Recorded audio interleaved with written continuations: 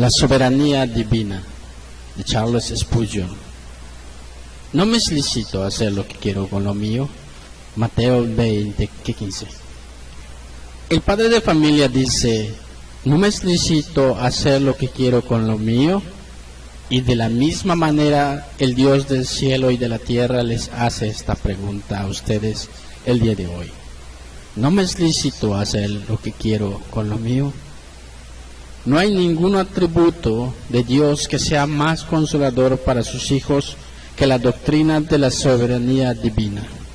Bajo las más adversas circunstancias, en medio de las atribulaciones más severas, ellos creen que la soberanía ha ordenado sus aflicciones, que la soberanía los gobierna y que la soberanía los va a santificar a todos. No hay nada por lo que los hijos de Dios deban contender con más ahínco que por el dominio de su Señor sobre toda la creación. El reinado de Dios sobre todas las obras de sus propias manos, el trono de Dios y su derecho a sentarse sobre ese trono. Por otra parte, no hay doctrina más odiada por los hombres del mundo, y no hay verdad que hayan convertido en una pelota de fútbol, como la grandiosa, estupenda y muy cierta doctrina de la soberanía del infinito Jehová. Los hombres permitirán que Dios esté en cualquier lugar excepto en su trono. Ellos le permitirán que esté en su taller para formar mundos y hacer estrellas.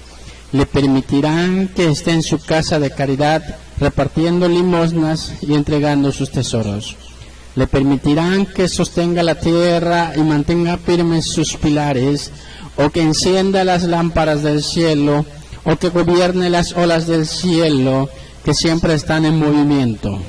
Pero cuando Dios asciende a su trono, entonces sus criaturas rechinan los dientes, y cuando nosotros proclamamos a un Dios entronizado y el derecho que tiene de hacer lo que quiera con lo suyo, a disponer de sus criaturas como lo crea conveniente, sin consultarlo en la materia.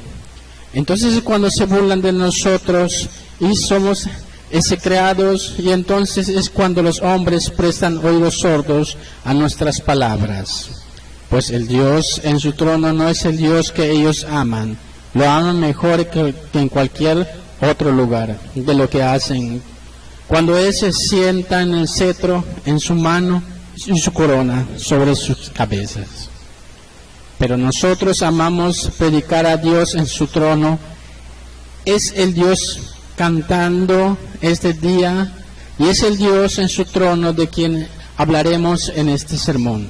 Sin embargo, voy a predicar únicamente acerca de una parte de la soberanía de Dios, y esa es la soberanía de Dios en la tribulación, en la distribución de sus dones.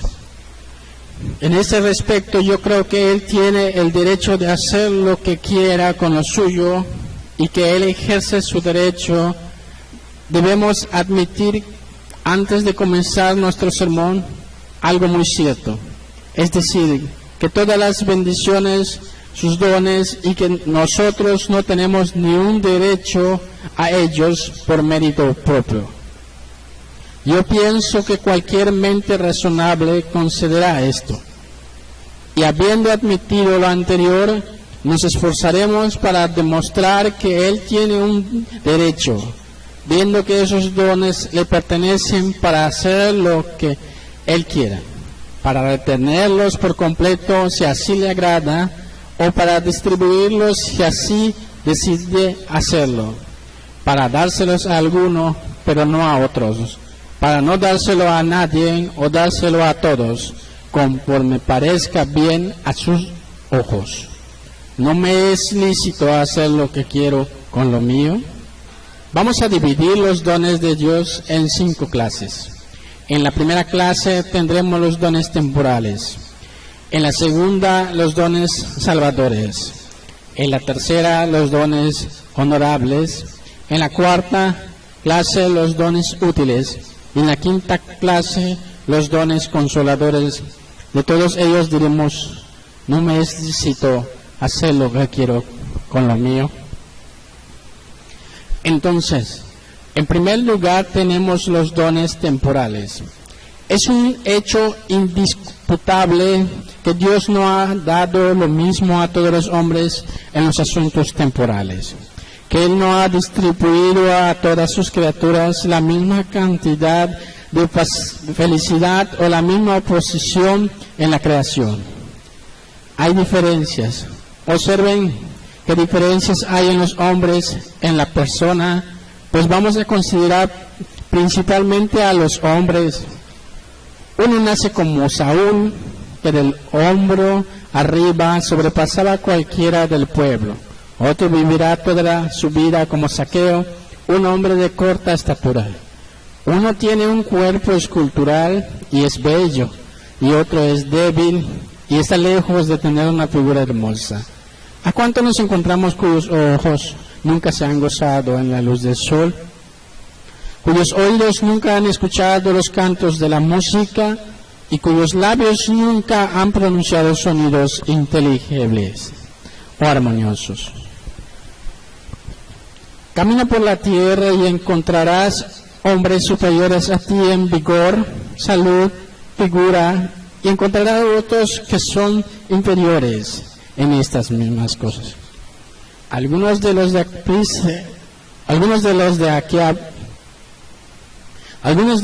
aquí presentes son preferidos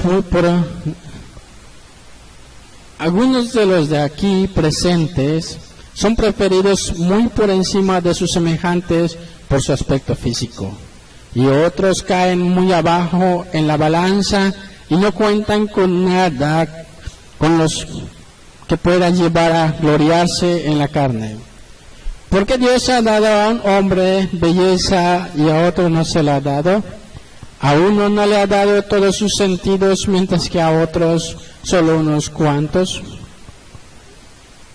¿Por qué en algunos Él ha despertado el sentido del sentimiento, mientras que a otros está obligado a cargar con un cuerpo terco y lento? Nosotros respondemos y que los demás digan lo que quieran. No se puede dar ninguna otra respuesta excepto esta: sí, Padre, porque así te agrado. Los viejos fariseos preguntaban: ¿quién pecó, este o sus padres, para que haya nacido ciego?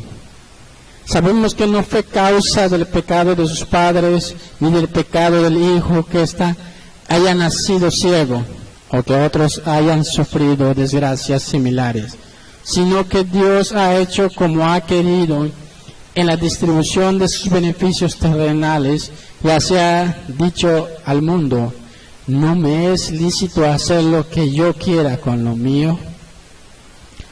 Observen también que diferencia existe en la distribución de los dones mentales. Todos los hombres son como Sócrates, solo hay unos cuantos como Platón, eventualmente por aquí y por allá. Nos encontramos con un Bacon, muy de vez en cuando conversaremos con un Sir Isaac Newton. Algunos tienen estupendos intelectos con los que pueden descubrir los secretos, sondear las profundidades del océano, medir la altura de los montes, desdoblar los rayos del sol y pensar las estrellas. Otros no tienen sino mentes superficiales. Tú puedes intentar educarlos, pero nunca lograrás lo que sean grandes. No puedes mejorar lo que no está allí. No tienen talento y tú no puedes dárselo. Cualquiera puede ver lo que hay, una inherente diferencia en la gente desde el mismo nacimiento.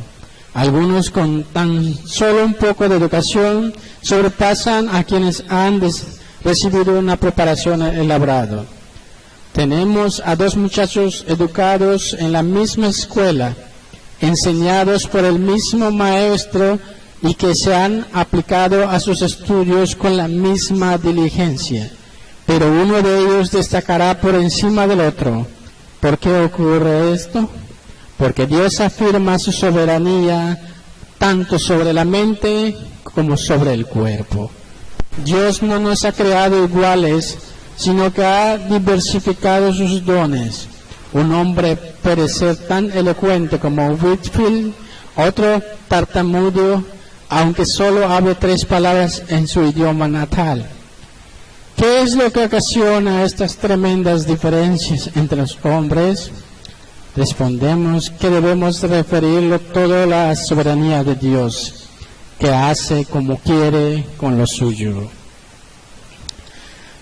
De nuevo, observen cuáles son las diferencias de las condiciones de los hombres en este mundo. Se descubren de tiempo en tiempo mentes poderosas en los hombres cuyos miembros atrasan las cadenas de la esclavitud y cuyas espaldas son descubiertas para recibir latigazos. Tienen su piel negra, pero en la mente son muy superiores a sus brutales amos.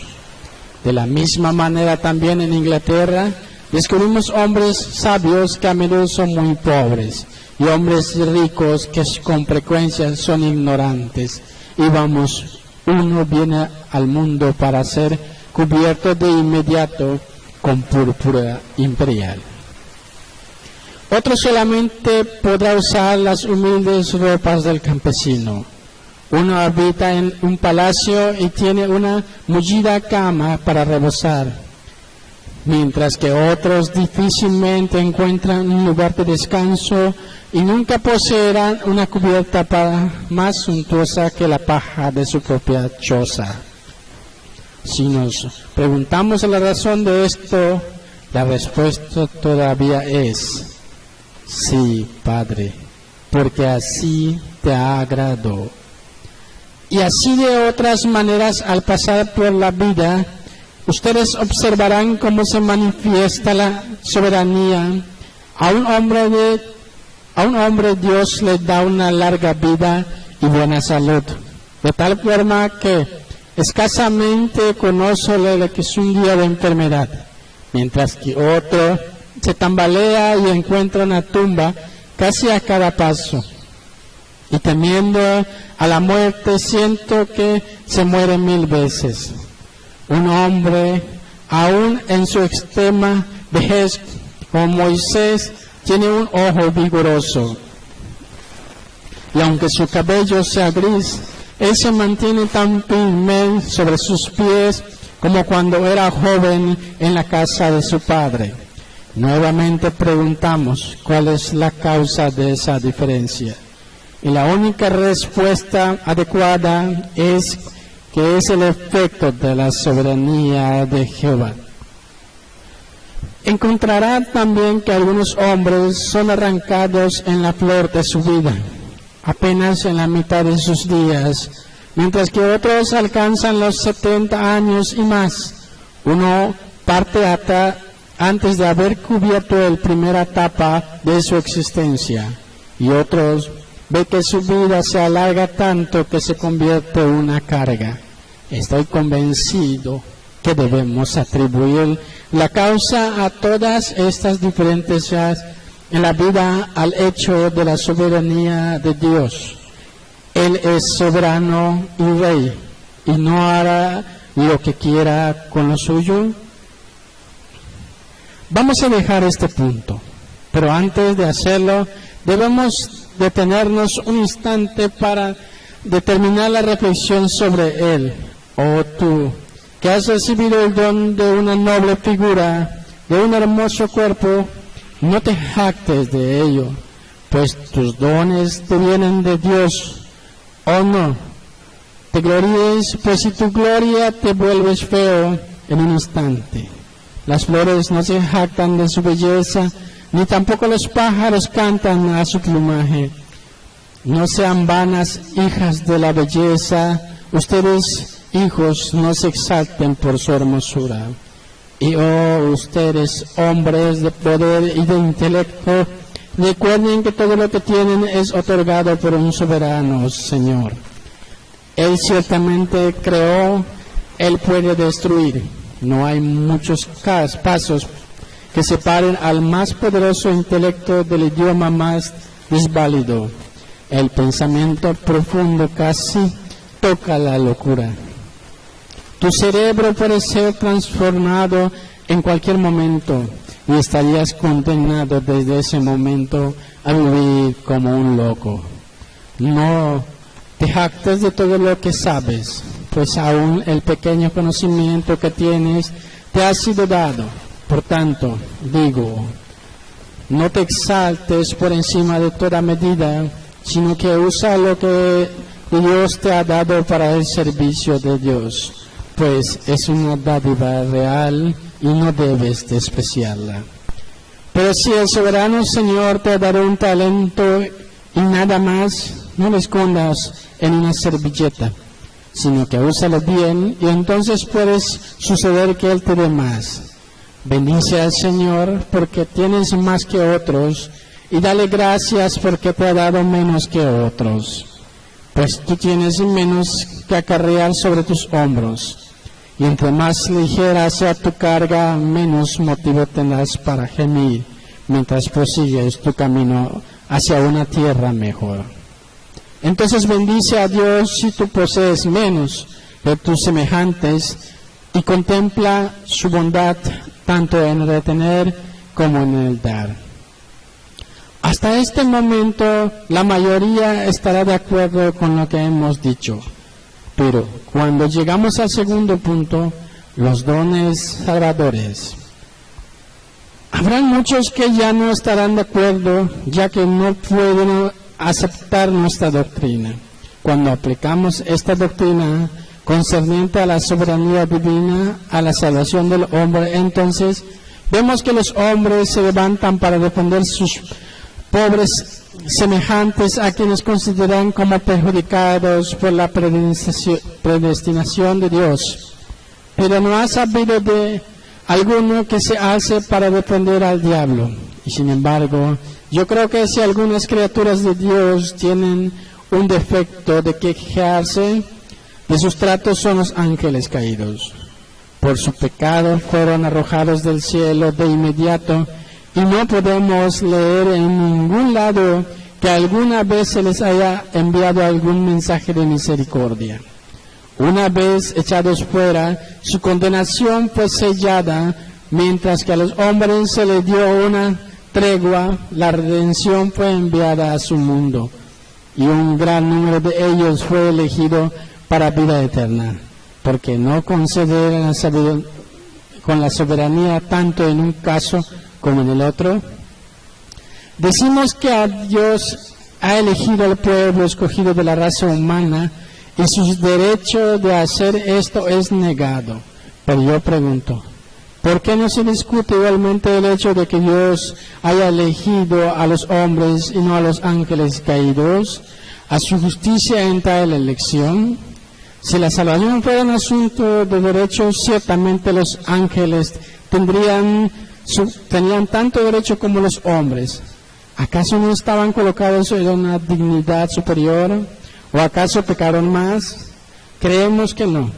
El pecado de Adán fue tan deliberado y completo que no podemos imaginar un pecado mayor que el que cometió. Si los ángeles expulsados del cielo hubieran sido restaurados, no habrían prestado un mayor servicio al sacerdote del que nosotros podemos prestar jamás. Si se nos hubiera permitido juzgar este asunto, habríamos liberado a los ángeles y no a los hombres. Admiren pues el amor y la soberanía divinos, ya que mientras los ángeles fueron hechos pedazos, Dios ha levantado un número de elegidos de la raza de los hombres para poder entre los príncipes, por medio de los méritos de Jesucristo nuestro Señor. Observen de nuevo la soberanía divina en el hecho de que Dios eligió a la raza de los israelitas y dejó a los gentiles en la oscuridad durante años. Porque Israel fue instruido y salvado, mientras que a Siria se le dejó para que pereciera las idolatrías. ¿Acaso era esa raza más pura que su origen y mejor en su carácter que la otra? ¿Acaso los israelitas no tomaron miles de veces falsos dioses para ellos y provocaron la ira y aborrecimiento del Dios verdadero? ¿Por qué fueron favorecidos por encima de sus semejantes? ¿Por qué el sol del cielo brilla sobre ellos mientras que todas las naciones de los alrededores fueron dejadas en la oscuridad y millones fueron hundidos en el infierno? ¿Por qué? La única respuesta que puede darse es esta, que Dios es un soberano y de quien quiere tiene misericordia y al que quiere endurecer, endurece.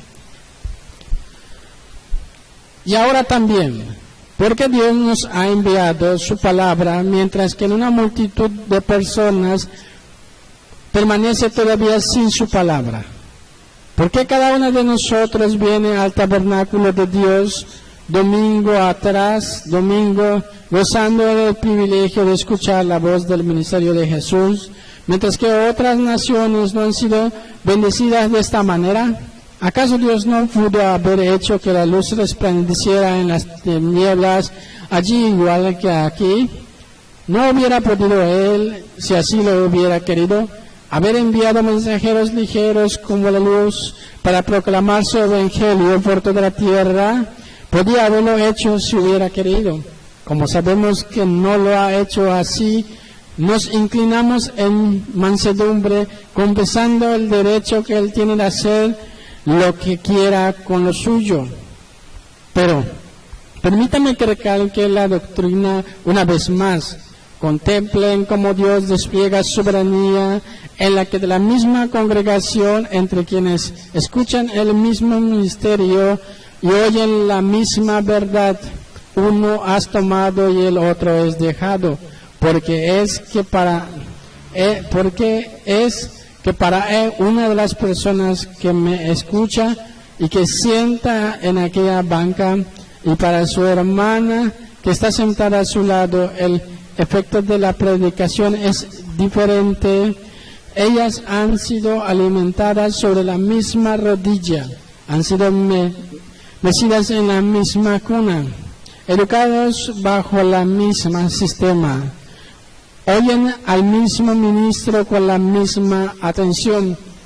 ¿Por qué es que la una será salvada y la otra será dejada? Lejos está de nosotros tejer alguna excusa para el hombre que es condenado. No sabemos de ninguno, pero también lejos está de nosotros. Debe darle gloria a Dios. Nosotros afirmamos que Dios es quien hace la diferencia, que la hermana que es salva no tendrá que agradecérselo a sí misma, sino a su Dios. Habrá también dos hombres que son borrachos. Alguna palabra predicada traspasará a uno de ellos de lado a lado, mientras que el otro se quedará sentado inconmovible, aunque en todos los aspectos ambos sean exactamente lo mismo, tanto en constitución como en educación. ¿Cuál es la razón? Tú responderás que tal vez porque uno acepta y el otro rechaza el mensaje del Evangelio. Pero entonces deberías preguntarte, ¿quién hizo que uno acepte y quién hizo que otro rechazara? Te reto a que digas que el hombre mismo hizo la diferencia. Debes admitirlo en tu conciencia que es Dios el único a quien pertenece este poder. Pero a quienes no les gusta esa doctrina, están sin embargo levantados en armas en contra nuestra.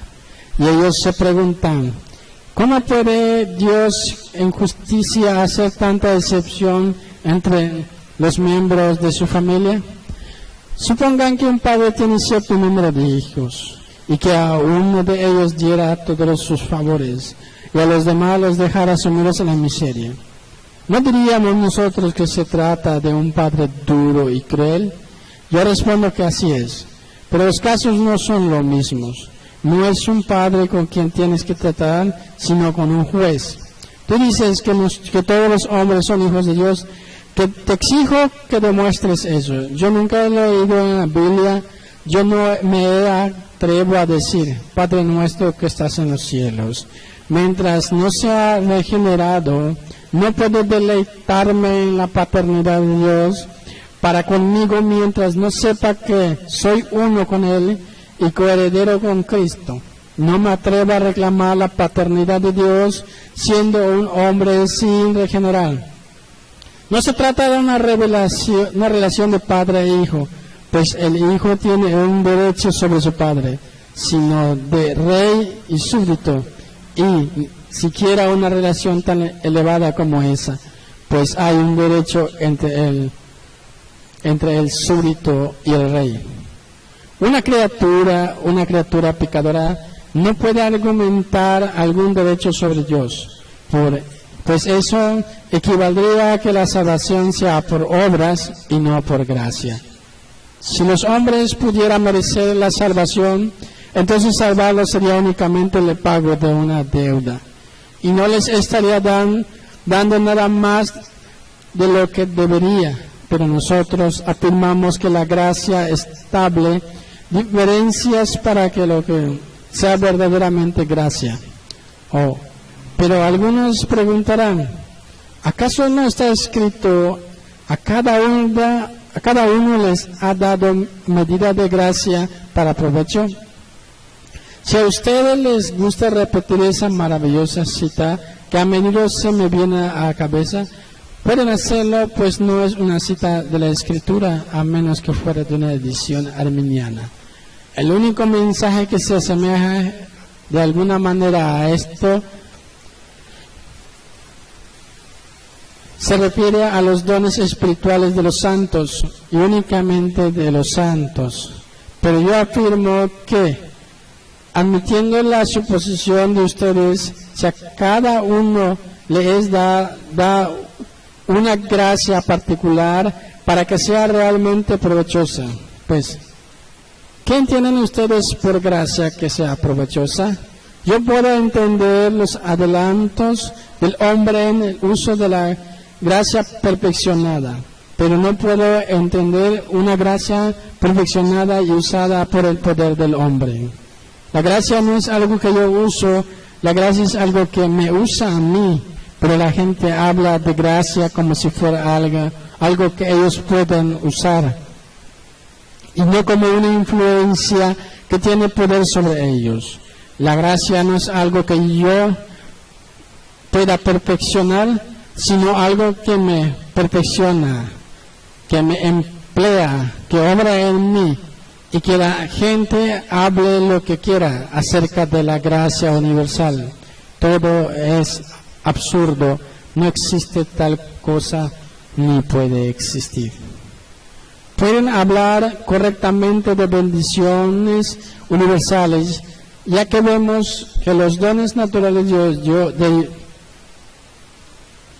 pueden hablar correctamente de bendiciones universales, ya que vemos que los dones naturales de Dios están esparcidos por todas partes, más o menos, y los hombres pueden recibirlos o rechazarlos. Sin embargo, no sucede lo mismo con la gracia. Los hombres no pueden tomar la gracia de Dios y emplearla para transportarse ellos mismos de las tinieblas a la luz.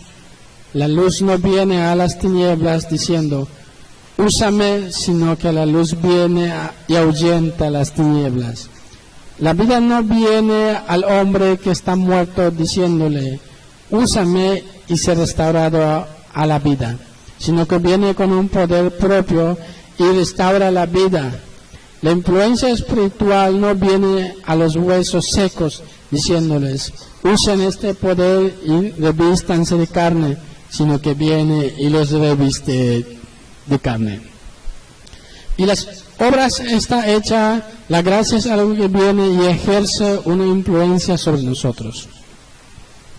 Únicamente la voluntad soberana de Dios nos convierte en herederos de la gracia, nacidos a imagen de su Hijo, una raza creada de nuevo. Y nosotros les decimos a todos, ustedes que rechinan sus dientes al oír esta doctrina, ya sea que lo sepan o no, que ustedes tienen una buena dosis de enemistad contra Dios en sus corazones. Pues hasta que no sean conducidos a conocer esta doctrina, hay algo que todavía no ha descubierto, que los opone a la idea de un Dios absoluto, un Dios sin límite, un Dios sin cadenas, un Dios inmutable y un Dios con un libre albedrío que a ustedes les encanta demostrar que poseen las criaturas. Estoy persuadido que la soberanía de Dios debe ser sostenida por nosotros si queremos gozar de un saludable estado mental. La salvación es de Jehová. Entonces, denle toda la gloria a su santo nombre, a quien pertenece toda la gloria. En tercer lugar, vamos a considerar ahora los diferentes que Dios a menudo establece en su iglesia en cuanto a dones honorables. Hay una diferencia hecha entre los propios hijos de Dios cuando son hijos. Fíjense en lo que quiero decir. Uno tiene el don honorable del conocimiento, mientras otro sabe muy poco. Me encuentro de vez en cuando con un amado hermano cristiano con quien podría hablar durante un mes y le aprendería algo cada día. ¿Ha tenido profunda experiencia? Él se ha asomado a las cosas profundas de Dios y toda su vida ha sido un perpetuo estudio donde quiera que ha estado. Él parece haber recogido pensamientos no simplemente de los libros, sino que también de los hombres de Dios y de su propio corazón. Él conoce todos los recodos y los embrollos de la experiencia cristiana. Él entiende las alturas de las profundidades, las longitudes y las anchuras del amor de Cristo que exceden todo conocimiento. Él ha conseguido una idea grande, un íntimo conocimiento del sistema de gracia y puede defender los tratos del Señor con su pueblo. Luego te encuentras con otro que ha pasado por muchos problemas, pero no tiene un profundo conocimiento de la experiencia cristiana. No aprendió ni un solo secreto en todas sus atribulaciones, salía a tropiezos de un problema para meterse inmediatamente a otro, pero nunca se detuvo para levantar alguna de las joyas que estaban enterradas en el lodo. Nunca intentó descubrir las preciosas perlas escondidas en sus aflicciones. Sabe apenas un poco más acerca de las alturas, profundidades del amor del Salvador, de lo que sabía cuando vino por primera vez al mundo. Puedes conversar con un hombre así tanto como quieras, pero no obtendrás nada de él. Si te preguntas por qué ocurre eso, yo respondo: hay una soberanía de Dios que otorga conocimiento a algunos y a otros no. El otro día iba caminando con un cristiano anciano que me contaba cuánto se ha beneficiado por el ministerio. No hay nada que me humille más que el pensamiento de que ese anciano creyente recibiera experiencia en las cosas de Dios y recibiera instrucción en los caminos del Señor de un simple bebé en la gracia. Pero yo espero cuando yo sea un anciano, si vivo, y llego a ser uno, que algún bebé de la gracia me instruya. Dios cierra la boca del viejo algunas veces y abre la boca del niño, porque somos maestros de cientos de personas que son en muchas áreas más capaces de enseñarnos a nosotros.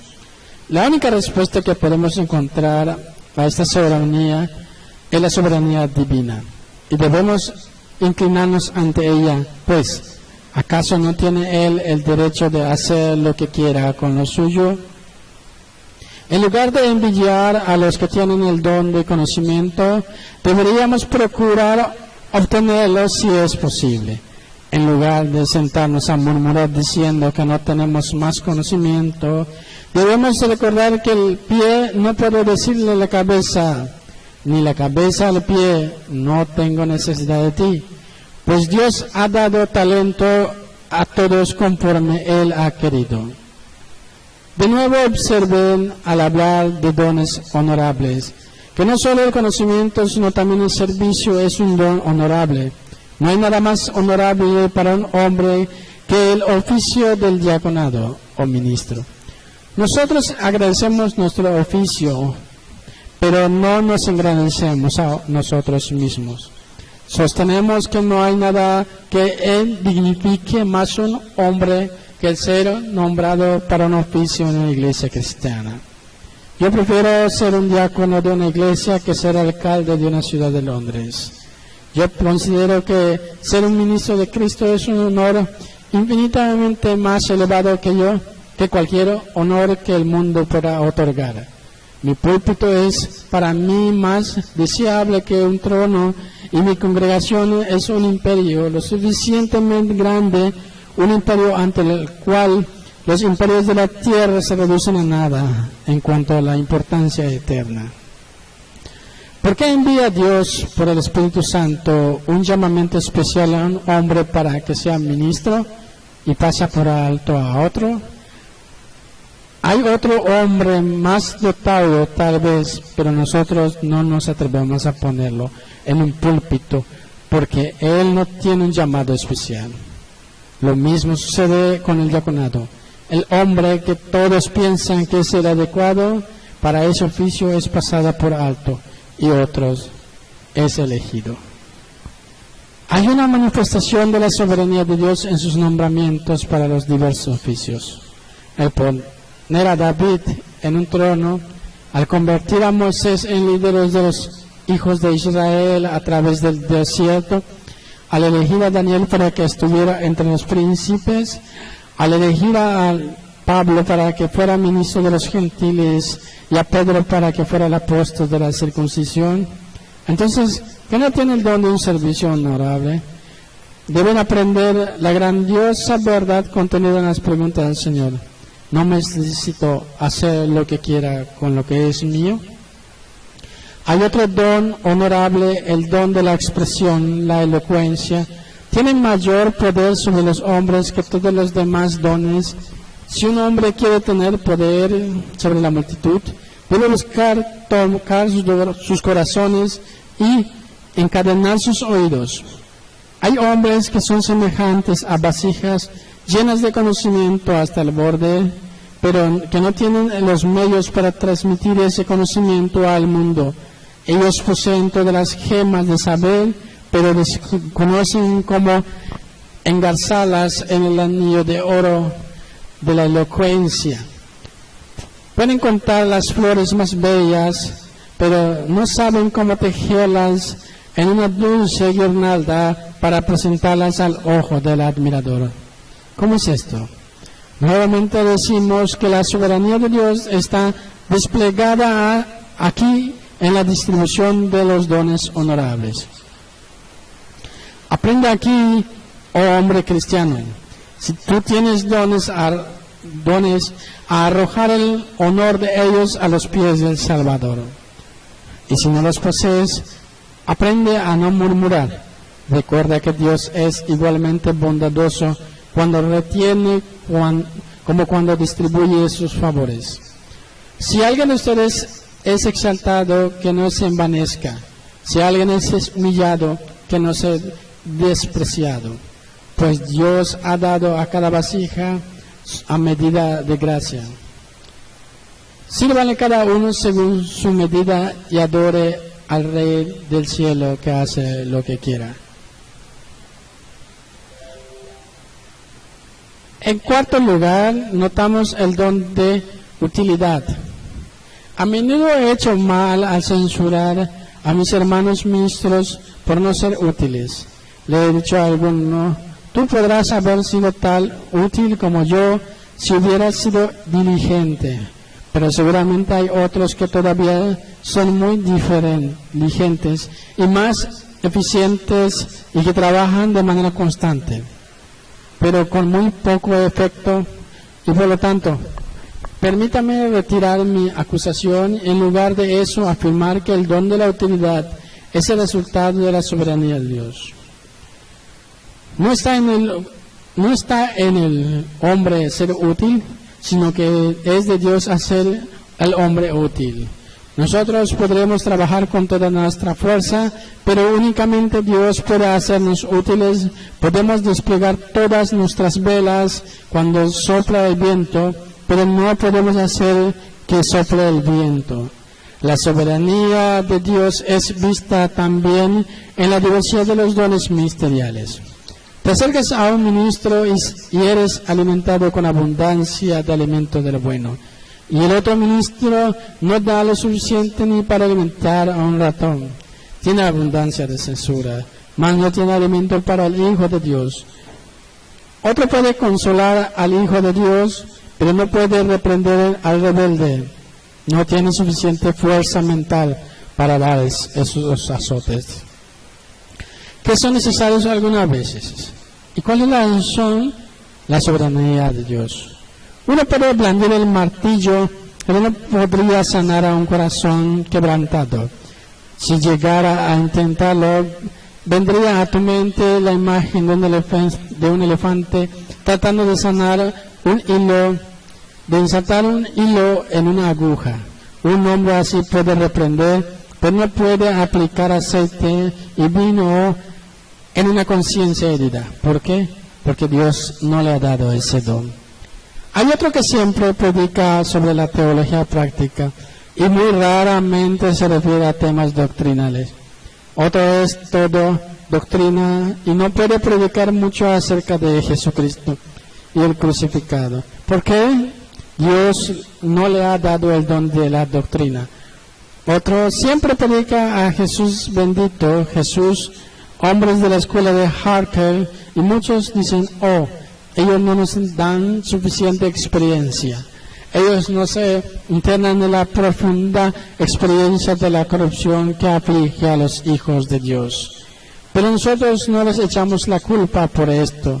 Ustedes notarán que del mismo hombre brotarán a veces arroyos de agua viva, mientras que en otros momentos estará totalmente seco. Un día domingo te retiras a la iglesia refrescado por la predicación y el domingo siguiente no sirves ningún bien. Hay soberanía divina en todo esto y debemos aprender a reconocerla. En ocasión, la semana pasada estaba yo predicando a una gran multitud de personas y en una parte del sermón la gente estaba muy conmovida. Yo sentía que el poder de Dios estaba allí. Una pobre criatura gritó de manera audible debido a la ira de Dios contra el pecado. Pero en otro momento las mismas palabras pudieron haber sido expresadas y pudo haber existido al mismo deseo en el corazón del ministro, sin que se produjera ningún efecto. Yo digo que podemos identificar la soberanía divina en todos esos casos. Debemos reconocer la mano de Dios en todo. Pero la presente generación es la más limpia que haya pisado la tierra jamás. Lo creo verdaderamente en los días de nuestros padres. Tan pronto caía un chaparrón, ellos declaran que era obra de Dios que cayera. Tenían oraciones para que lloviera, oraciones para que hiciera sol y oraciones para la cosecha. Oraban cuando una gavilla se incendiaba, así como cuando el hambre desolaba la tierra. Nuestros antepasados decían, el Señor lo ha hecho, pero ahora nuestros filósofos tratan de explicarlo todo y atribuyen todos los fenómenos a segundas causas. Pero hermanos, nosotros debemos atribuir el origen y la dirección de todas las cosas al Señor y únicamente al Señor. Finalmente, los dones consoladores. ¿Son de Dios o qué dones de consolación gozamos algunos de nosotros en las ordenanzas de la casa de Dios y en un ministerio que es productivo? Pero ¿cuántas iglesias no tienen un ministerio de ese tipo? Y entonces, ¿por qué los tenemos nosotros? Porque Dios ha establecido esa diferencia. Algunos de los que me escuchan tienen una sólida fe y se pueden reír de los imposibles. Somos capaces de cantar una canción en medio del mal tiempo, tanto en la tempestad como en la calma. Pero hay otra persona con poca fe que está en peligro de tropezar. con cada brizna de paja, nosotros atribuimos la fe eminente enteramente a Dios. Uno nace con un temperamento melancólico y ve que una tempestad siempre se está generando en medio de la calma, mientras que otro está contento y ve bordes de plata en cada nube. No importa cuán negra, y es un hombre feliz. Pero ¿qué sucede esto? Los dones consoladores previenen de Dios. Y luego observé que nosotros mismos diferimos a ratos durante un tiempo. Podremos tener un bendito intercambio del cielo y nos es permitido mirar al interior del velo. Pero súbitamente esos gozos deleitables se esfuman. ¿Acaso murmuramos por causa de esto? ¿No puede hacer Él lo que quiera con lo que es suyo? ¿No puede quitar lo que Él ha dado? Los consuelos que poseemos fueron suyos antes que fueran nosotros. Y aunque me quitaras todo, yo no me quejaría. Antes que yo lo poseyera, todo era enteramente tuyo. No hay gozo del Espíritu, ni abundante esperanza bendita, ni una gran fe, ni un deseo ardiente, ni una cercanía comunión con Cristo, que no sea un don de Dios y que no debamos atribuirlo a Él. Cuando estoy en tinieblas sufro de lesiones, miro alto y digo, Él da cánticos en la noche, y cuando soy conducido al regocijo, digo, mi monte permanecerá firme para siempre. Dios es un soberano Jehová, y por tanto me postro a sus pies. Y si perezco, voy a perecer allí. Pero déjenme decir, hermanos, que esta doctrina de la soberanía divina está muy lejos de hacer que ustedes se sientan con pereza, sino que espero en Dios, que tendrá la tendencia de humillarlos y de conducirlos a decir, yo soy indigno de las más pequeñas de todas las cosas, de tus misericordias. Siento que tú tienes el derecho de hacer conmigo lo que tú quieras. Si tú me aplastas a mí, pobre gusano indefenso, no serás afrentado. No tengo el derecho de pedirte que tengas compasión de mí, excepto esto, que necesito tu misericordia. Señor, si tú quieres, tú puedes perdonar y jamás diste tu gracia a alguien que la necesitará más ardientemente, puesto que estoy vacío. Lléname con el pan del cielo, puesto que estoy desnudo. Vísteme con tu manto, puesto que estoy muerto. Dame vida. Si suplicas así, con toda tu alma y con toda tu mente, aunque Jehová es soberano, Él extenderá su cetro y salvarás, y vivirás para adorarlo en la belleza de su santidad, amado y adorando su soberanía llena de gracia. El que creyere es la declaración de la Escritura, y fuere bautizado será salvo, mas el que no creyere será condenado. El que cree únicamente en Cristo y es bautizado con agua en el nombre del Padre, del Hijo y del Espíritu Santo será salvo, para que el que rechace a Cristo y no cree en él será condenado. Este es el decreto soberano y la proclamación del cielo. Inclínate ante Él, reconócelo, obedécelo, y que Dios te bendiga.